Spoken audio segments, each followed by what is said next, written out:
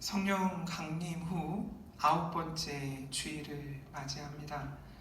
오늘도 마태복음 말씀을 함께 나눌 텐데 마태복음 14장 13절에서 21절 말씀입니다. 너무 잘 알려진 말씀이죠. 오병이어 사건입니다. 오늘 이 사건을 통해서 하나님 나라 그리고 교회 그리고 하나님 나라와 교회를 살아가는 제자들에 대한 이야기를 오늘도 이어서 보고 함께 은혜 나누려고 합니다. 떡 5개, 물고기 2마리로 예수님께서 축사하셔서 5,000명, 10,000명, 아마 최소 10,000명, 그리고 한 20,000명 정도를 배불리 먹이신 사건이죠. 제가 굳이 사건이라고 이야기하는 이유는 저의 고백에서는 이것이 기적이 아니라 사건이기 때문에 오병이어의 사건이라고 말씀드립니다.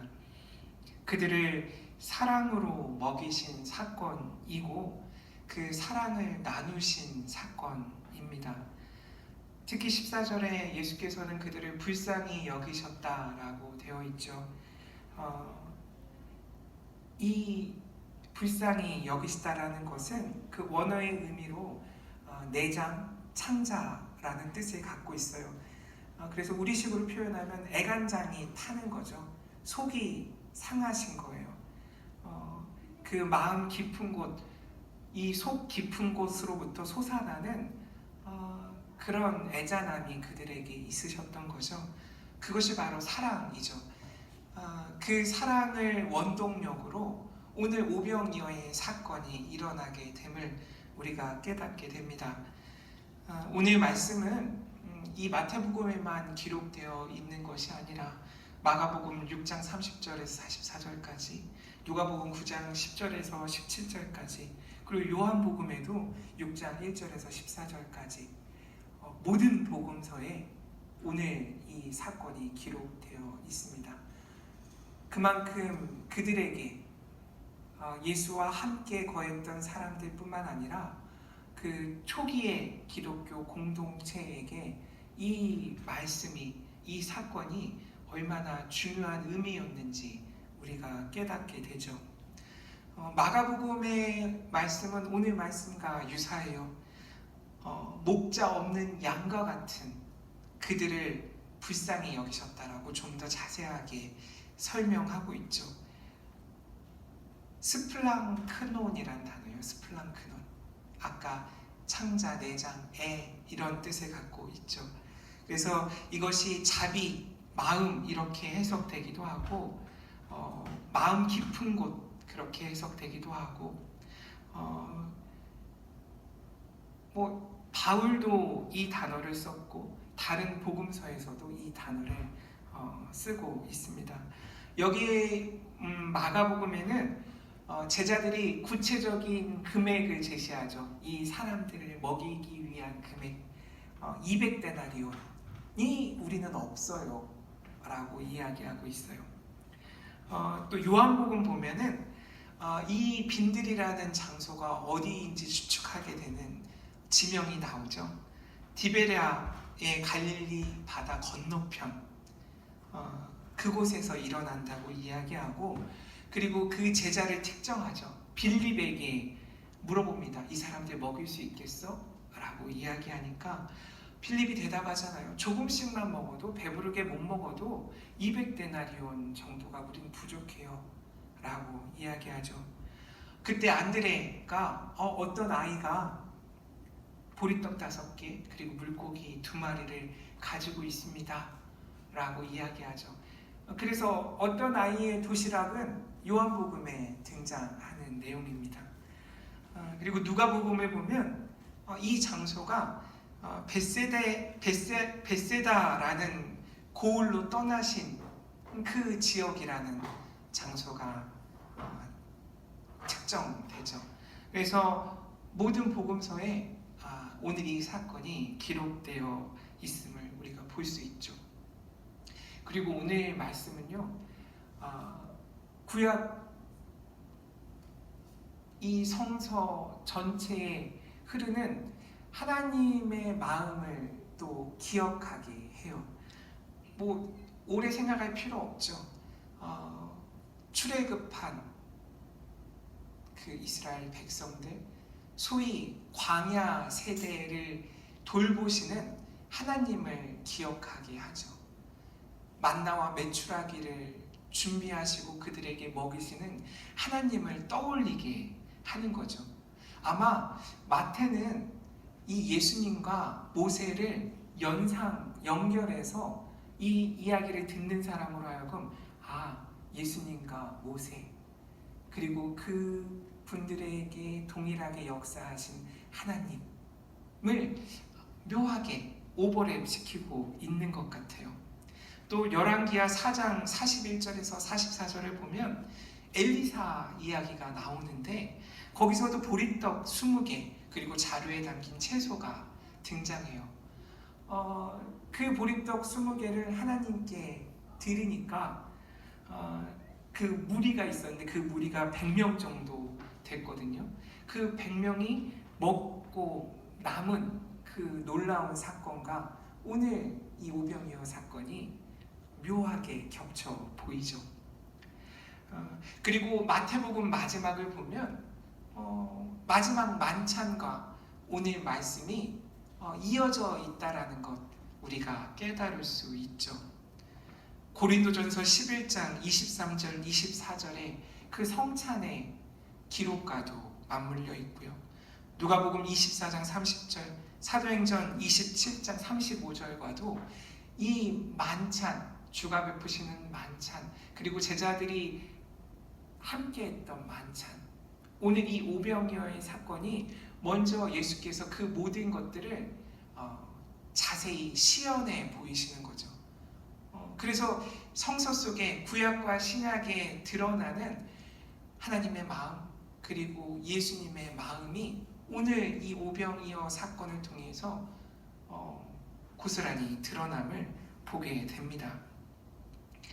제로 헝거라는 슬로건이 있어요. 들어보셨나 모르겠는데 제로 헝거, 말 그대로 배고픔이 0이 되는 그런 슬로건이에요. 2015년 유엔에서 2030년까지 도달해야 될 그 지속 가능한 목표를 17가지를 제시합니다. 그 17가지 목표 중에 두 번째 목표가 바로 이 제로 헝거예요. 배고픈 사람이 없게 하자는 거죠. 기아 종식, 그리고 식량 안보, 또 영양 상태 개선, 지속 가능한 농업, 뭐 이런 것들을 증진하기 위한 목표고 계획입니다. 그래서 그런 유엔 산하 국제 기구가 있는데 유엔 세계 식량 계획이라는 기구가 있어요. 영어로 하면 월드 푸드 프로그램이라는 기구인데 줄여서 WFP라고 합니다. 그래서 이 단체에서 여러 가지 그런 보고서들을 내고 있거든요. 보통 이 매일 밤 8억 2,100만 명, 이게 숫자가 너무 커서 저는 잘 가늠이 안 돼요. 그래서 이렇게 표현하더라고요. 세계 인구 9명 중에 1명, 그 사람들이 저녁 식사를 거르고 잠자리에 든대요. 먹을 게 없어서. 9명 중에 1명은 배고픈 상태로 잠자리에 드는 거예요. 그리고 그거보다 훨씬 더 많은 사람들, 전체 인구의 3명 중에 1명이 어떤 형태로든 영양실조를 겪고 있대요. 그것 때문에 고통받는 사람들이 3명 중에 1명 꼴이라는 거예요. 원래도 이랬는데 지금 코로나19 이 상황 속에서 더 심각해졌다라고 얼마 전에 발표했어요.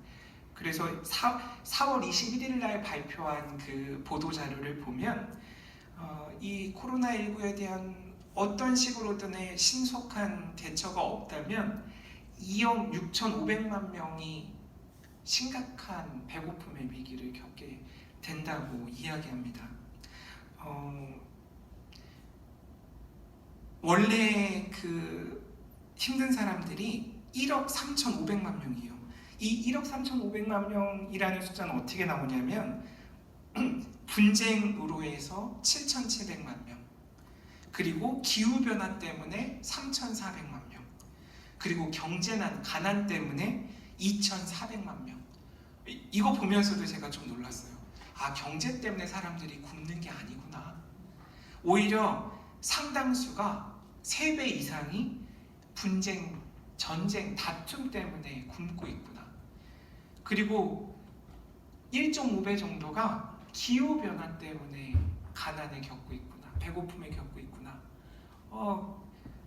어쨌든 이 1억 3,500만 명이라는 사람들이 기존에 힘들어 했었는데 올해 여기에 1억 3천만 명, 거의 똑같은 숫자죠. 비슷한 숫자가 배가 돼서 2억 6,500만 명이 어려움을 처하게 될 거라는 보고서입니다. 오늘 말씀을 준비하면서 이 배고픔에 대한 문제에 먼저 이렇게 묵상을 하게 됐어요. 결국 하나님 나라는 배고픔의 문제와 연관이 있구나라는 생각에 이르게 된 거죠. 이 첫 번째 하나님의 나라가 배고픔과 연관된다라는 것을 간단히 이야기하면 하나님의 나라는 예수께서 통치하는, 예수께서 통제권을 갖고 있는, 그리고 예수께서 처음부터 끝까지 관여하시는 나라라는 그 이야기를 드리고 싶어요. 왜냐하면 1세기 로마 제국 치하에 있던 이 당시를 생각해 보면 왜 하나님 나라는 배고픔과 관련되는지 우리가 더 쉽게 이해할 수 있죠. 이 당시 먹는 문제는 어땠을까? 오래 생각하지 않아도 불평등했을 거라는 생각이 듭니다. 많은 사람들이 이 먹는 문제에 대해서 불안을 갖고 있었겠죠.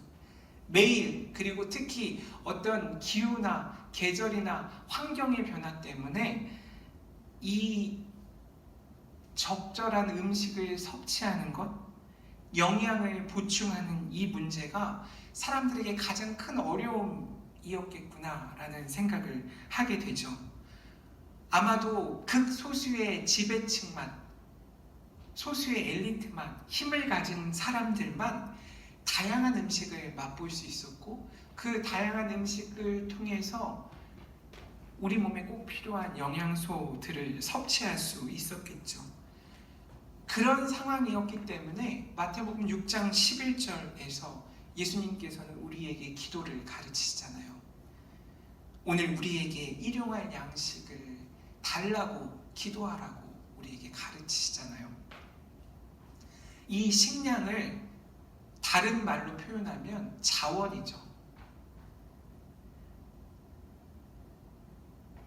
오늘 말씀을 정치 경제적인 그런 차원에서 읽어보면 이 자원을 통제하는 힘에 대한 이야기를 그 이면에 우리에게 말하고 있는 거예요.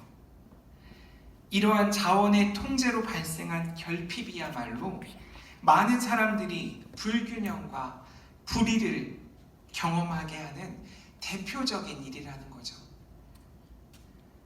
그래서 복음서에 등장하는 많은 고통당하는 사람들 중에 특히 질병으로 고통당하는 사람들, 그들을 예수께서 치유하시잖아요. 오늘 본문에서도 이 먹을 것을 주기 전에 그들을 먼저 치유하시잖아요.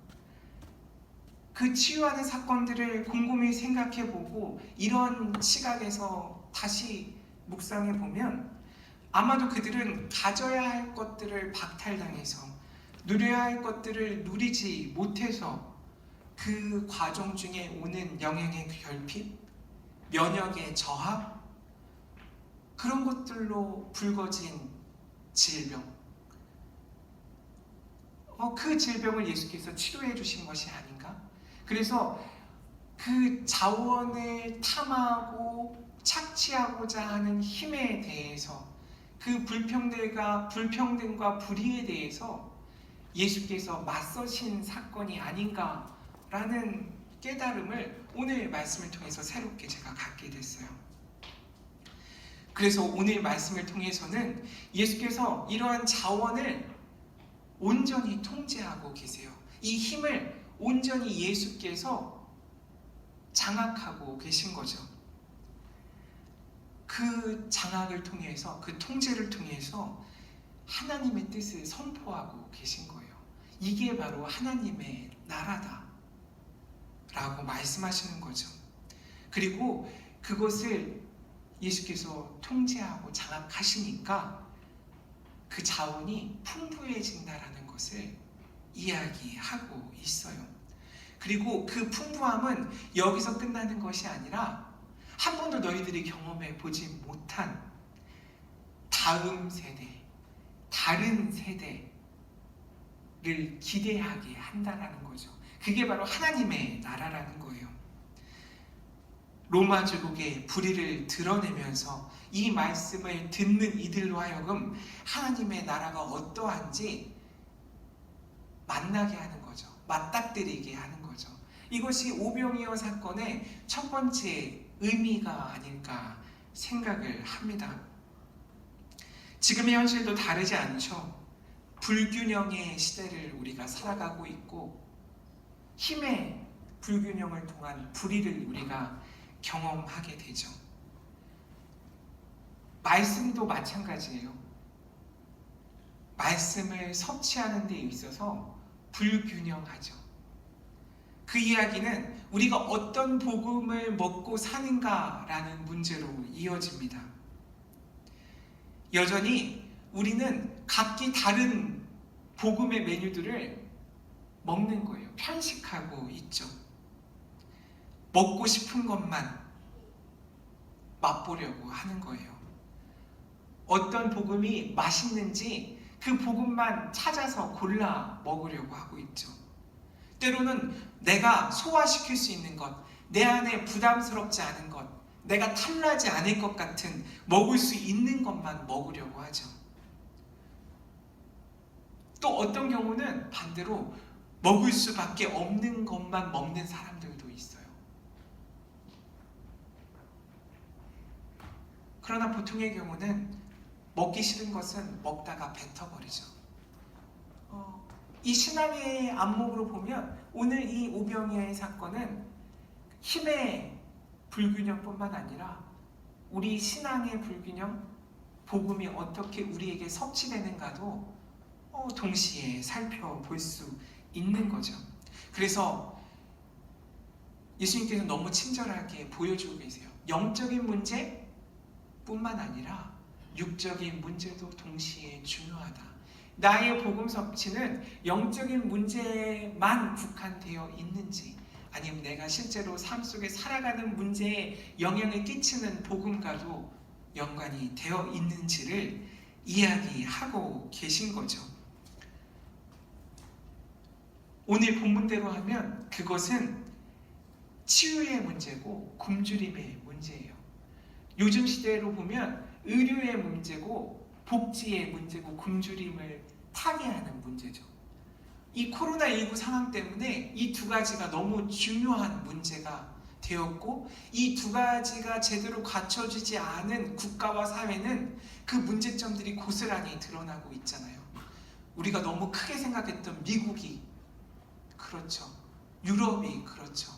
바로 옆에 일본이 그렇죠. 이 의료와 굶주림, 이 두 부분이 어떻게 맞물려 잘 작동하고 있는가, 그것을 우리가 새롭게 깨닫게 되잖아요. 결국 누구나 누려야 하는 것, 그것이 누구나 누릴 수 있는 것인지 묻게 되고, 모두 누릴 수 없거나 누리면 안 되는 것인가 라는 반문을 오늘 오병이어 사건을 통해서 우리가 하게 됩니다. 두 번째는 오늘 말씀을 통해서 하나님 나라를 발견하게 돼요.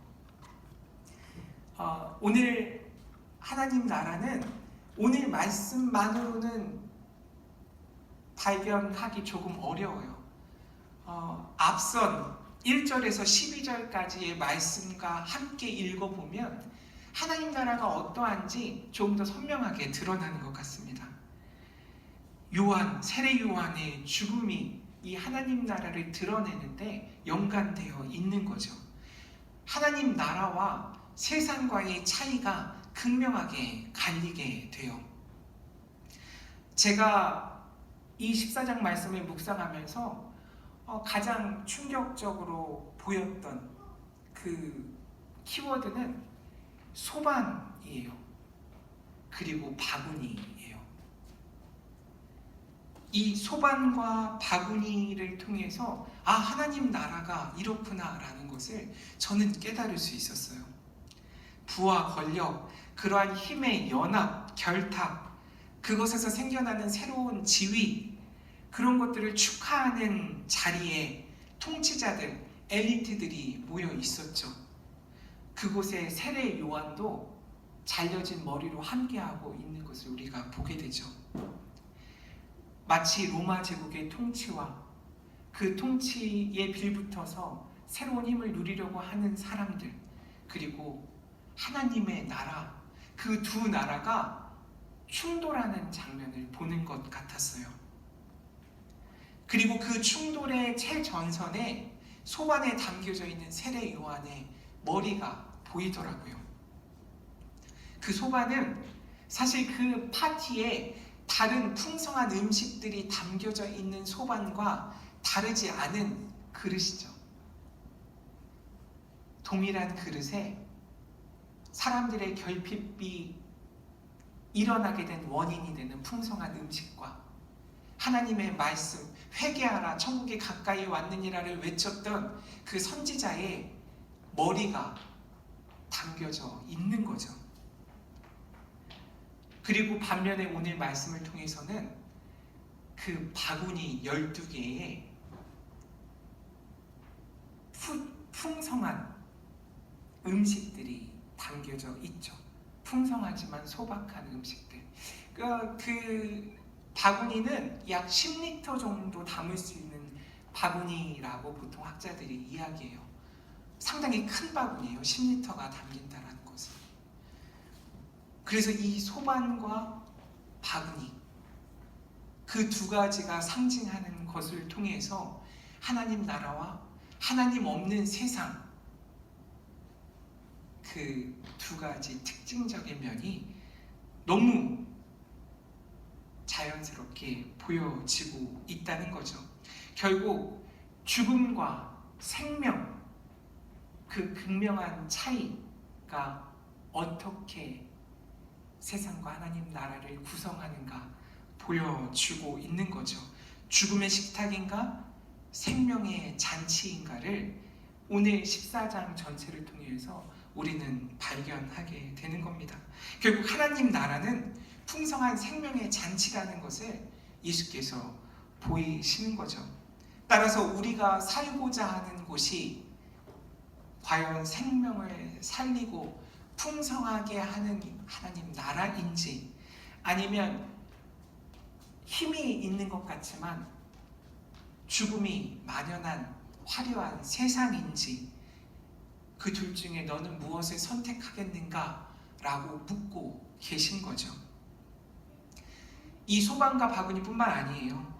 광야, 빈들이라는 그 장소도 동일한 하나님 나라를 우리에게 보여주죠.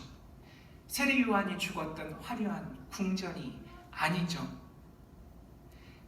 이 세례 요한의 죽음을 전해 들은 예수께서는 스스로 이 에레모스, 이 황폐한 곳, 이 빈들을 찾으시잖아요. 세례 요한에게 익숙한 장소고 예수님에게도 익숙한 장소죠.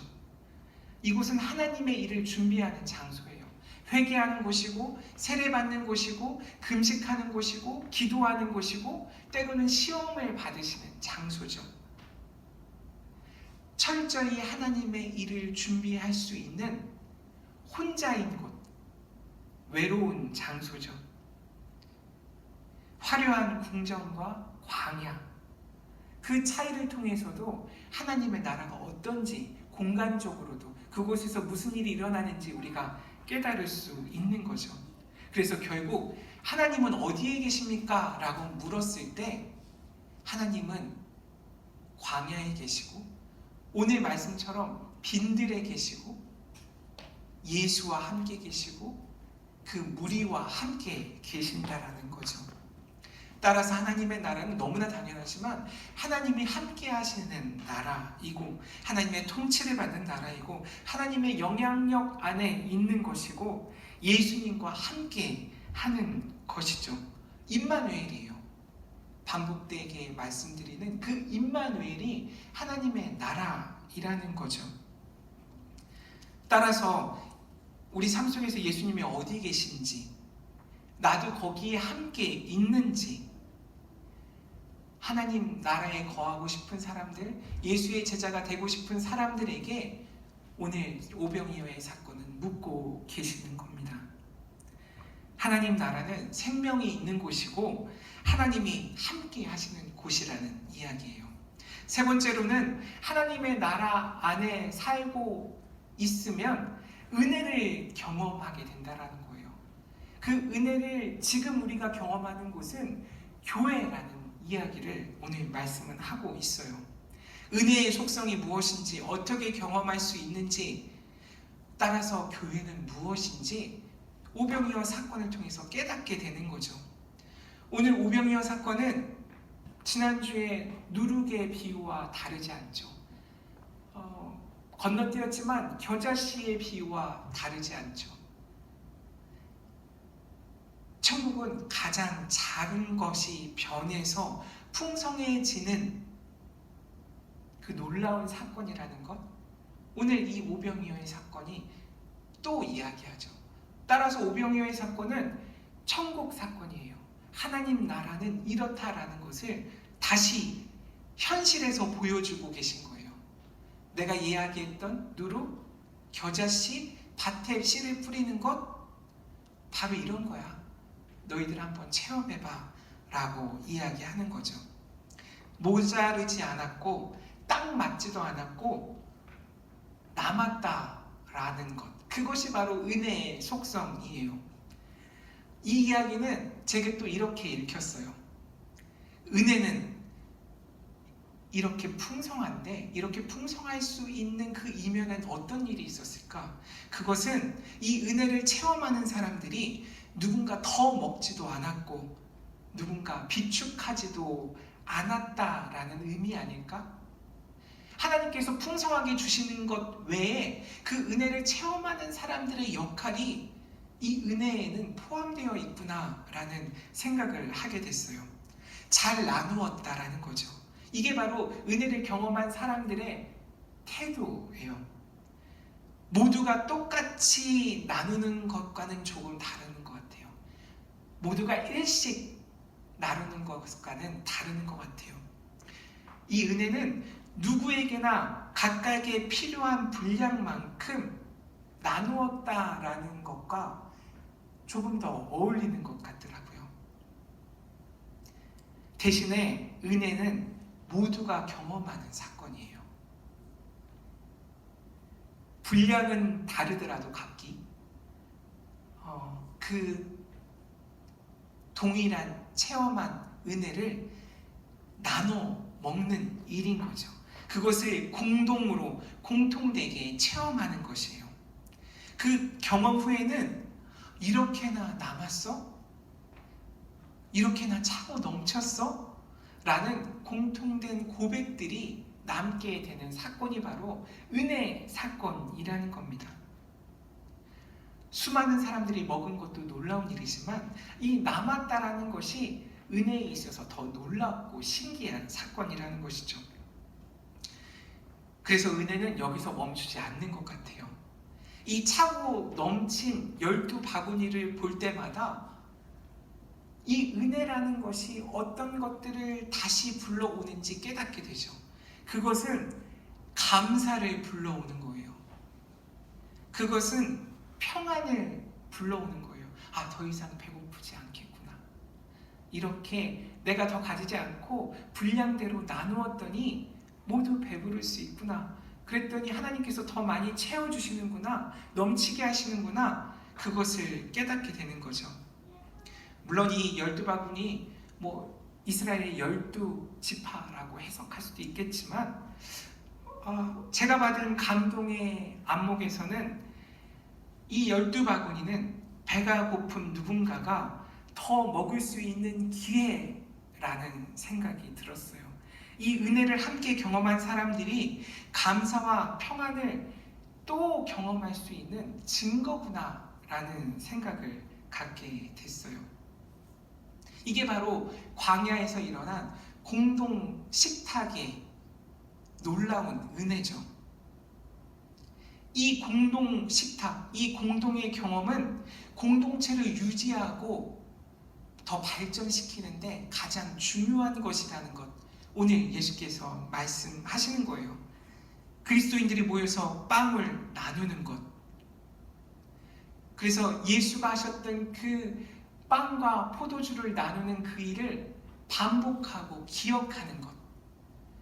그것이 바로 은혜를 체험하는 우리가 할 수 있는, 지금 우리가 이 오병이어의 사건을 체험하는 방법이라는 거예요. 성만찬이죠.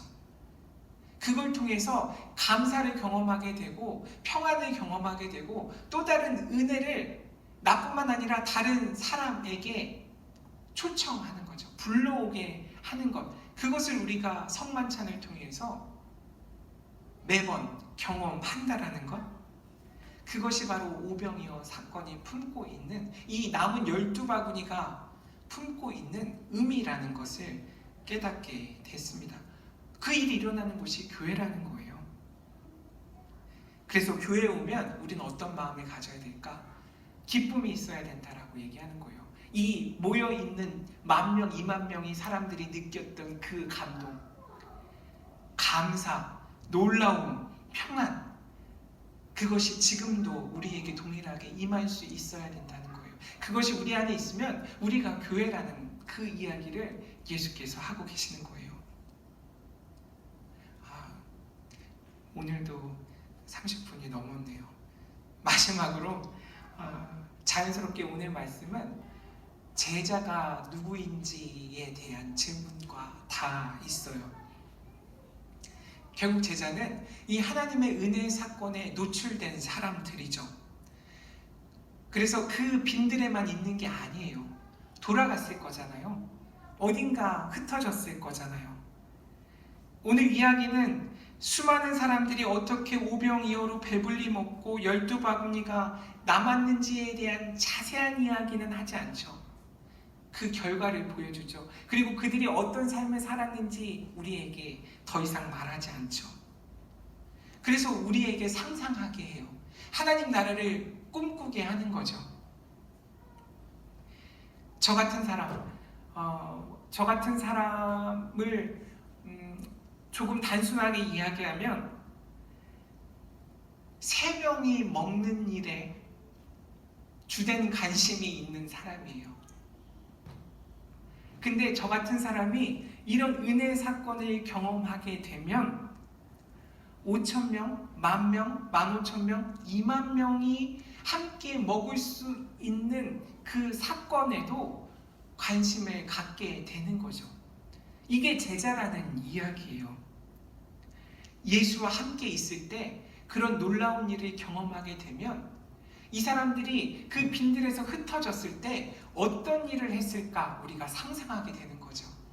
그들은 더 이상 3명 먹는 일뿐만 아니라 5명 먹는 일, 10명이 함께 먹는 일, 20명이 함께 먹는 일, 100명이 함께 먹는 일에도 관심을 갖게 되는 거죠. 왜냐하면 자기 영역보다 훨씬 더 큰 10,000명, 20,000명이 함께 먹었던 그 일을 경험했던 사람들이기 때문에 그 일이 어떻게 일어났는지 구체적으로 봤잖아요. 들었잖아요. 내가 실제로 참여했잖아요. 제자는 그 일에 참여했고 앞으로 나도 그 일을 하는 사람들이에요. 그래서 우리가 흔히 하는 작은 예수라는 표현이 있는데 이 일에 어울리는 표현이죠. 예수가 눈앞에 계시지 않을 때 내가 이 빈들에서 2만 명을 예수께서 먹이셨던 그 일을 기억해서 나도 예수처럼 그 일을 하는 사람이 되는 거예요. 예수의 역할을 내가 감당하는 거죠. 그게 바로 제자라는 것을 오늘 말씀은 하고 있어요. 그 예수님께서 하신 그 일을 재현하는 거죠. 그래서 그것을 계속 기대하고 꿈꾸고 어떤 일이 일어날까? 모이면 그 이야기를 하는 사람들, 그것이 제자라는 거예요. 그게 제자도라는 거예요. 그래서 오늘 예수께서 말씀하시잖아요. 너희가 먹을 것을 줘야 한다 라고 이야기하는 것은 지금 이 빈들에 모여있는 사람들에게 뿐만 아니라 너희가 앞으로 이 은혜 사건을 경험하고 만나는 수많은 사람들에게 그들의 필요를 줘야 된다라고 오늘 예수께서 우리를 초대하고 있는 거예요. 지금 너희들이 생각하는 것처럼 내가 가진 것이 없어서 이들을 돌려보내고 싶어요. 내지는 이 사람들을 돌려보내야 내가 해야 될 일이 없어져요, 주님. 내가 그 일을 하지 않기 위해서는 사람들을 돌려보내고 싶어요 라는 그런 유혹에 맞닥뜨리게 된다라는 거예요. 내가 가진 것이 너무 제한적이라서 혹은 내가 그 일을 감당하기 싫어서 사람들을 돌려보내지 말라는 이야기를 하고 있어요. 우리 보고 그 일을 하라고 예수께서 초대하시는 거예요. 그게 바로 교회예요. 교회는 모든 시대를 통틀어서 광야에 있는 곳이 바로 교회예요. 결핍이 있는 곳이 교회예요. 풍족하면 안 돼요, 교회는. 교회는 항상 빈들에 있는 거예요. 그래서 교회는 어디에 의존하는 공동체냐면 내가 가진 것에 의존하는 공동체가 아니라 예수님께 의존할 수밖에 없는 공동체예요. 왜냐하면 늘 광야에 서 있기 때문에. 예수께서 축사하고 나누셔야지 비로소 우리가 교회의 역할을 할 수 있다라는 고백이 있는 곳이에요. 늘 부족함을 경험하지만 남는 놀라운 은혜를 체험하는 곳이 교회라는 거예요. 그래서 우리가 가진 것이 이것밖에 없어서 나눌 수 없어요 라는 말은 통하지 않는 곳이 교회예요. 내가 그 일을 하기 싫어요 라는 말이 용납되지 않는 곳이 교회라는 거예요. 교회는 계속 빈들에 서 있는 곳이었어요. 근데 그 교회가 궁궐처럼 변하는 것. 그럴 때마다 새로운 변화가 일어났죠. 그래서 교회를 생각해야 됩니다. 말씀을 마무리하겠습니다. 오늘 말씀은 하나님 나라. 그래서 이 보리떡 5개, 물고기 2마리가 얼마나 소중한지 우리가 깨닫게 하세요. 그것이 평범하지만 놀라운 일을 일으킬 수 있다는 것. 우리 가진 것이 변변치 않지만 그것을 통해서 하나님께서 놀라운 은혜의 사건을 일으키신다는 것을 우리로 하여금 경험하게 하시죠. 하나님 나라는 이전까지 경험하지 못했던 풍성함이고 모든 사람을 위한 잔치라는 거죠. 그래서 지금 없는 것, 결핍된 것, 그것이 무엇인지 우리로 기억하게 하세요. 지금 나에게, 우리에게, 교회에게 부족한 것이 무엇인가 찾게 하세요. 하나님 나라는 그 부족한 것을 채우신다는 거예요. 12바구니가 남게 하시는 풍요로움을 경험하게 하신다는 거죠. 제가 생각할 때 그것이 바로 새하늘과 새 땅이에요. 결핍된 것이 무엇인지 알고 하나님을 통해 채워나가는 것, 그것이 바로 선교라는 거예요. 우리가 결핍된 것이 무엇인지 기도할 때 너무 뻔하지만 그것이 부와 권력이라면 이 교회는 어떻게 변하게 될까? 끔찍한 상상을 할 수밖에 없죠. 또 너무나 뻔하지만 식상하지만 우리에게 부족한 것이, 결핍된 것이 믿음과 소망과 사랑이라고 생각해 보면 그것이 풍요로워질 수 있도록 우리가 삶 속에서 애쓰는 것, 우리 힘으로 애쓰는 것이 아니라 성령과 함께 더불어 애쓰는 것, 그것을 12바구니 넘치도록 채우는 그 일이 바로 교회의 일이고 선교고 예수의 제자의 일이라는 것을 오늘 말씀을 하고 있고, 그것이 풍족해지는 나라가 하나님 나라라는 이야기를 하고 있습니다. 그래서 우리는 무엇에 굶주려 있는지, 무엇에 항상 배고픔을 느끼고 있는지 오늘 오병이어 사건은 우리에게 묻고 있어요. 그것이 복음이어야 하고 그 복음의 배고픔을 느껴야 하는 거죠. 그래서 예수께서 주시는 생명의 빵과 그 생명의 물을 마셔야 된다는 거예요. 그 마신 생명의 빵과 물을 어떻게 나누어야 할지 고민해야 된다는 거죠. 저와 여러분이 이 오병이어 사건, 그리고 남은 풍족한 12바구니를 나뿐만 아니라 다른 이들과 어떻게 함께 나눠서 은혜의 사건을 체험할지 늘 고민하는 그런 귀한 주님의 제자들이 되시기를 간절히 바랍니다. 기도하겠습니다. 하나님 감사합니다. 너무나 잘 알고 있는 말씀이지만 오늘 또 새롭게 우리에게 하시는 말씀 저희들이 경험합니다. 그렇게 은혜의 사건으로 풍족한 하나님의 나라를 사는 교회가 되게 하시고 제자들이 되게 하여 주시옵소서. 예수님의 이름으로 간절히 기도드립니다. 아멘.